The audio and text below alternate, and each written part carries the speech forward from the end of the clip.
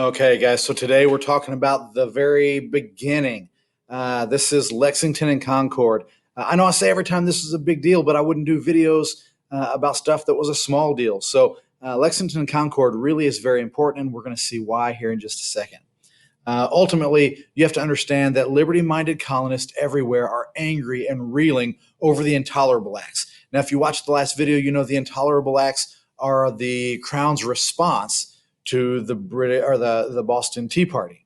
And it's in the aftermath of that certain liberty minded individuals, freedom loving people, those that understood that freedom was probably going to be something we had to fight for, they began to prepare for the potential of conflict. Some of them are more ready and want the conflict. Others see it as maybe a foregone conclusion that conflict is going to be visited upon them. And so they're beginning to prepare. In order to do that, they begin to stockpile gunpowder, rifles, ammunition, cannon shot, and a handful of cannons in a town outside of Boston called Concord.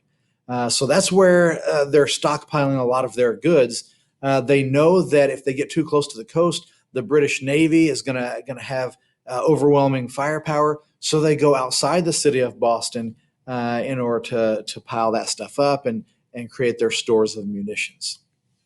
The other thing that we know is that the British have spies everywhere. There are a good number of loyalists, that's people who are still loyal to the crown, who are all over the colonies. And so they're being used as informants. Well, some of these loyalists inform on the Patriots, so to speak.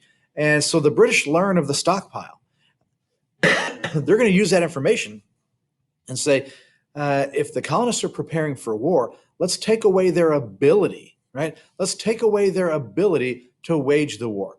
They also learned that Samuel Adams and John Hancock are meeting at another small town nearby called Lexington.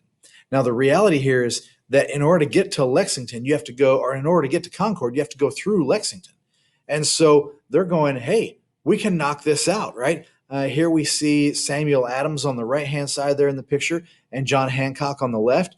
These guys are the leaders of the Sons of Liberty. They're the leaders of that rebellious attitude. They're the ones kind of driving this ship, so to speak. So the British decided to capture both the colonial leaders and their ability to fight back. If the colonists found themselves leaderless and without the ability to wage war, this thing is over before it even gets started. And so that's what they decide to do. The British set out under cover of darkness, but just as the British have spies all over the place, there are loyal patriots as well. Patriots being those that are willing to fight for freedom. And they're watching the movements of the British, especially in large numbers, and they observe the British leaving their kind of barracks area and setting out for Concord. We learn of their plan to do this as well, and we're able to raise the alarm. Now, that alarm is raised by this very famous midnight ride of Paul Revere. We've seen Paul Revere before as we talked about the Boston Massacre, but here he is, a silversmith, a patriot, a member of the Sons of Liberty, and he is racing throughout the countryside. This is immortalized in Henry Wadsworth Longfellow's poem, right, The Midnight Ride of Paul Revere. It's not all that accurate. It was written quite a while after, but it still kind of serves as the an important work, although it's inaccurate. What we're going to see is that Paul Revere wasn't alone. In fact, he didn't even finish the ride. He got captured. But the two people that he were with went from town to town to town, warning that the redcoats were coming. They didn't say the British were coming. Everybody there was British, right? We all thought of ourselves as British. There may be a few that were starting to kind of no longer see themselves in that light. But when you said the redcoats, we knew what that was, right? It was the distinctive uniform of the British Army. So anyway, having forewarned a large part of the countryside between Boston and Lexington and Concord, 70 militiamen, we call them minutemen, right? Because they can be ready in a moment's notice. 70 men stood on the Lexington Green. That's kind of the common area. Usually the church is there. There may be a school on the other end of the green. You can graze horses and sheep and different things on that green, but it's a common area, right?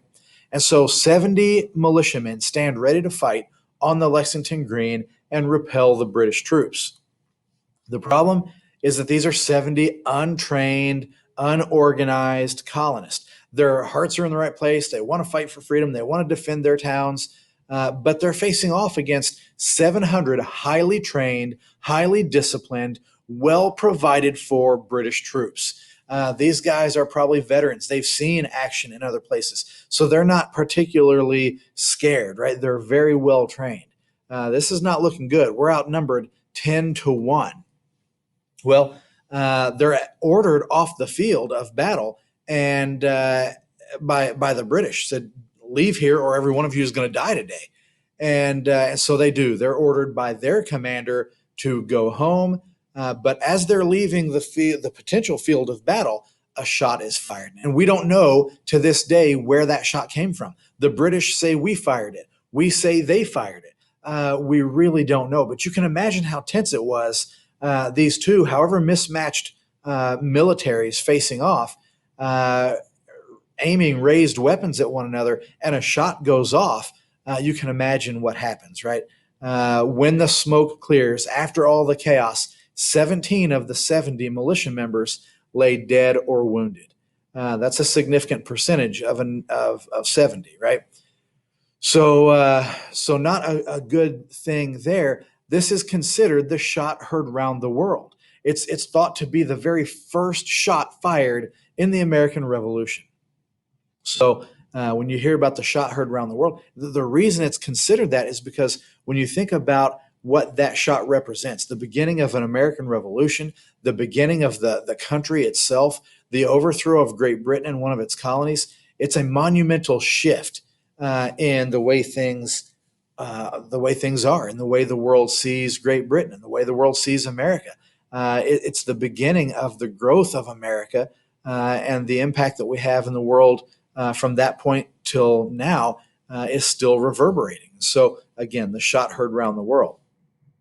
Now, the actions of the Minutemen, right? The actions of the militia are really pretty remarkable, and it buys just enough time to allow Adams and Hamilton, who were in fact there, to escape. We're talking by the skin of their teeth, they get away. So at least in that respect, we foiled the first mission of the British. They wanted to capture the leadership and cut the head off of this rebellious snake.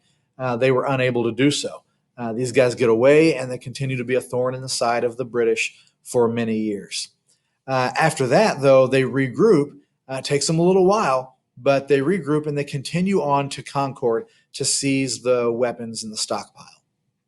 So as they are moving throughout the countryside to get to Concord, those 55 surviving militiamen from Lexington's skirmish, they're raising the alarm. They're going to every farm, every place. Now, they're only going to the homes of people they know to be patriots, but they raise the alarm in the countryside all over the place. Many of them are going on horseback, whereas the British Army is on foot. And so the reason that's important is because the entire surrounding area, not just en route to Concord, but the entire surrounding area is going to show up. By the time the British get there, there's over 1,500 militiamen. Now who's outnumbered, right? But they're not lined up in traditional fighting formations that the British would be used to. They're standing in tree lines, behind fences, on rooftops. They are all over the place. So when the British get to Concord, they're going to be enraged to find that the stockpile of weapons has already been moved. Those 1,500 men moved the weapons and ammunition out, so the frustrated British have been foiled on both accounts. They don't capture Adams and Hamilton. They don't capture the stores of weapons. So now they have to kind of go back to Boston without having accomplished anything. Now there's 1,500 militiamen that begin to fire on and harass the British all the way back, all the many miles between Concord and Boston.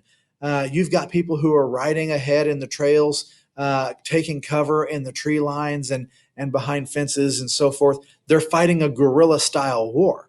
And so they are taking shots at the Redcoats, and the Redcoats don't have much of an opportunity to fire back. So ultimately, the British are going to be severely hampered over 250 of them, of the original 700 that left, are going to be killed or wounded. That is a significant loss to the British. Now, news of that spreads very quickly, and the colonists were thrilled, at least those that were what we're going to call patriots. We'll talk about patriots versus loyalists in another video coming soon.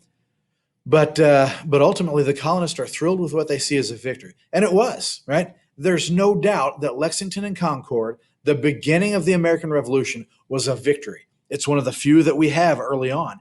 But it's also very short-lived. Again, we foiled both missions of the British, and we killed way more of them than they killed of us by the time they got back to Boston.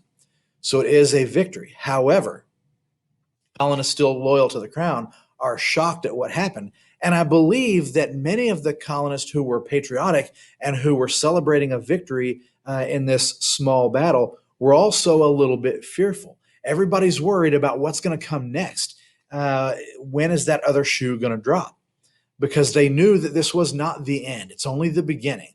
The British were not going to allow themselves to be pushed around in that way. The king could not allow it. It would be such a loss of face that he was going to have to come back at them. So while they win the day, there's also fear of, we've now set into motion something that we can't undo.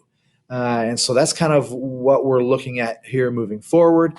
We're going to look at the revolution in earnest in our next video.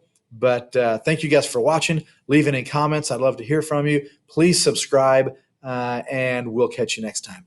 Thanks for watching.